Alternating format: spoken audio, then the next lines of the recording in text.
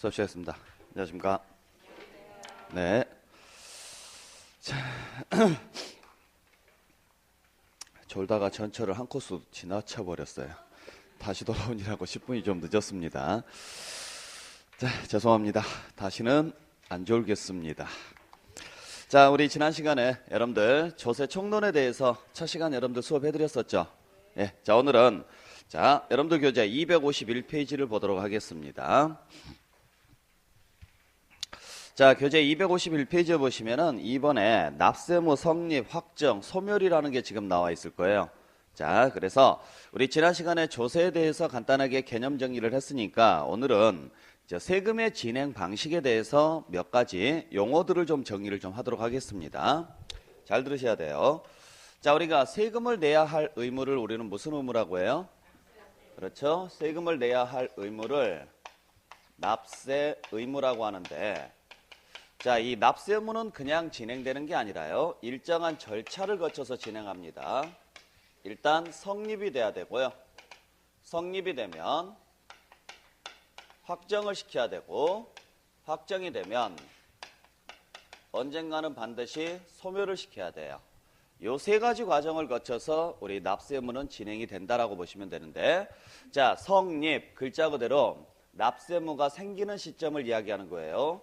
확정은 확실히 정하자. 납세 의무가 있으면 얼마를 내야 될지, 누구에게 내야 될지, 어떤 방식으로 내야 될지, 즉 구체적으로 확실하게 정하자. 그래서 확정이라 그래요. 그러면 정해진 금액을 언젠가는 반드시 어떻게 해야 돼요? 없애야 됩니다. 자, 우리 납세 의무라는 것은 우리 입장에서는 빚이에요, 아니에요? 빚 맞죠? 조세 채무라고 이야기하잖아요. 빚이거든요. 근데 그 빚을 영원히 끌고 가면 돼요, 안 돼요? 안 되죠. 그래서 법적으로 반드시 없애도록 돼 있어요. 그걸 우리는 소멸이라 그래요. 자, 그래서 성립이라는 것은 추상적인 개념을 이야기하는 것이고요. 확정이라는 것은 구체화되는 과정을 이야기하는 것입니다. 자, 그래서 우리가 살아가면서 성립, 확정, 소멸은요, 꼭 세금에만 있는 건 아니에요. 모든 과정이 다 그래요. 자, 예를 들어서 겨울이 됐으니까 자, 옷을 하나 사야 되겠다. 그러면 그 옷을 사야 되겠다. 겨울이 됐으니까 옷이 필요하다. 옷이 필요하죠? 그게 뭐예요? 옷을 사야 될 이유가 생겼어요, 안 생겼어요? 생겼죠. 그게 뭐예요? 성립. 자, 그러면 옷을 사야 되겠다고 생각을 했으면 가서 그냥 옷을 사세요? 일단 무슨 옷을 살 건지, 어디 가서 살 건지, 그 다음에 가격대는 얼마이며 메이커는 어떤 걸로 살 건지, 그런 것들을 대충 예상해야 안 해요? 하죠. 그냥 단순히 옷이 필요하니까 그냥 시장통 가가지고 아무거나 주워서 사는 건 아니잖아요. 내가 필요한 게 내복인지 점퍼인지 패딩인지 뭔지 전체적으로요. 일단 필요한 걸 정한 다음에 그리고 나서 어떤 메이커, 어떤 가격, 어디 가서 살 건지를 구체화시켜야 되죠. 우리는 항상 그 과정을 거치는 거예요. 자, 여러분들이 점심되면은요, 식사를 해요, 안 해요? 왜 해요? 배고프니까 먹는 거죠. 자, 그러면 배고프니까 먹을 이유가 생겼어요, 안 생겼어요? 생겼죠. 그게 뭐예요? 성립. 그러면은 그 다음은 먹으면 되죠. 근데 먹기 전에 고민해야 될 게 하나 있죠. 뭐예요? 그렇죠. 뭘 먹을지를 고민을 해야죠. 그죠? 그래서 오늘은 뭘 먹을까? 얼마만큼 먹을까? 어디 가서 먹을까? 이러한 것들을 생각을 해요, 안 해요? 하잖아요. 그게 바로 뭐예요? 확정이에요. 세금도 마찬가지예요. 내가 내야 할 이유가 생기는 것을 뭐라고 해요? 성립. 근데 내야 할 이유가 생기는 거지, 얼마를 내야 될지, 누구한테 내야 될지, 어떤 방식으로 내야 될지는 아직 정해졌다, 안 정해졌다? 안 정해졌다. 그걸 구체적으로 정하는 과정을 우리는 뭐라고 한다? 확정이라고 하고, 정해졌으면 그 정해진 대로 가서 뭐 하시면 돼요? 납부하시면 납세의무는 이제 사라지겠죠. 자, 그래서 성립이라는 말, 확정이라는 말, 소멸이라는 말 정확하게 구분을 좀 해주시길 부탁드릴게요. 그러면 쉽게 이야기해서 취득세는 왜 내는 세금이에요?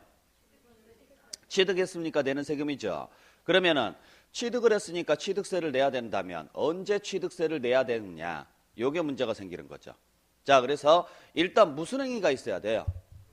취득행위가 있어야 취득세가 존재하는 거죠. 그게 뭐예요?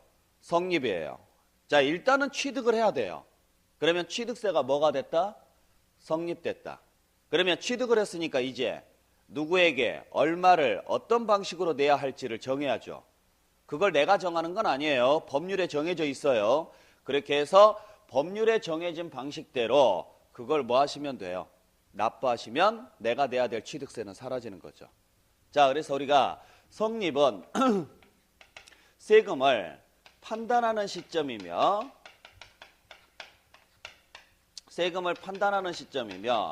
세금을 준비해야 되는 단계를 우리는 뭐라고 하느냐?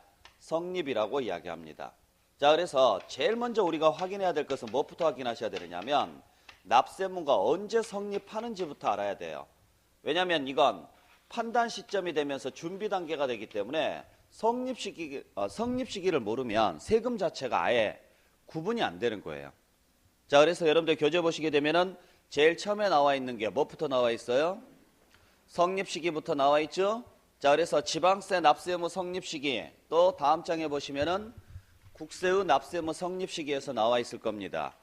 자, 이걸 전부 다 외울 수는 없어요. 그러니까 이 중에서 우리가 알아야 될 기본적인 몇 가지만 한번 정리해 보죠. 첫 번째, 취득세가 나와 있습니다. 취득세는 언제 납세의무가 성립한다?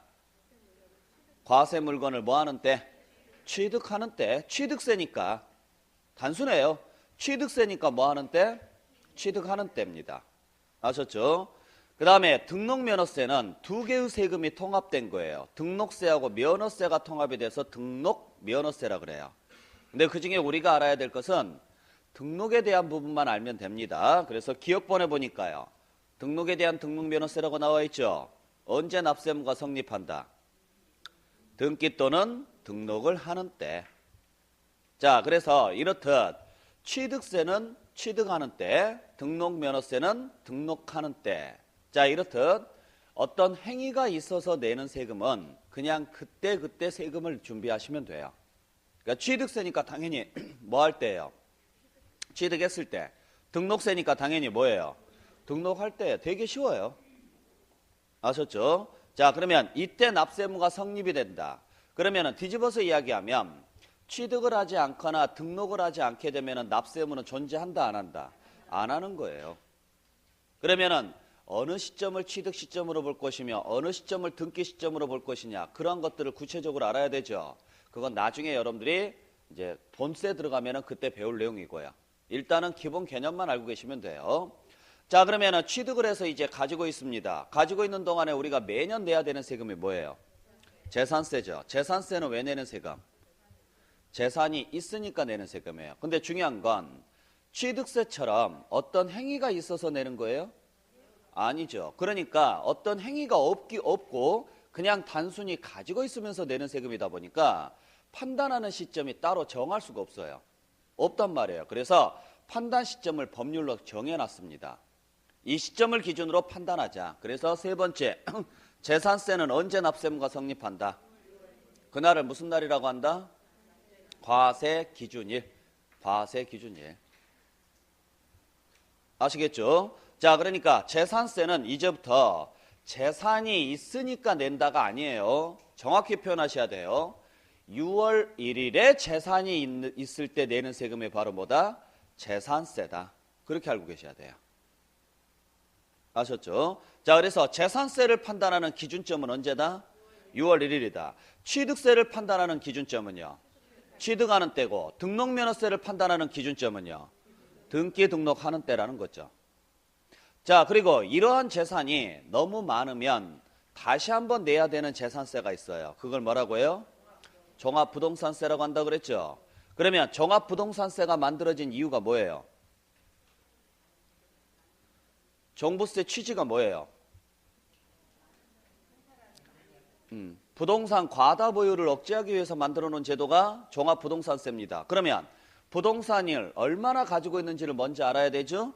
먼저 알아야 되는데 그게 지역별로 판단하면 이 사람의 부동산이 얼마인지 알 수 있어요, 없어요?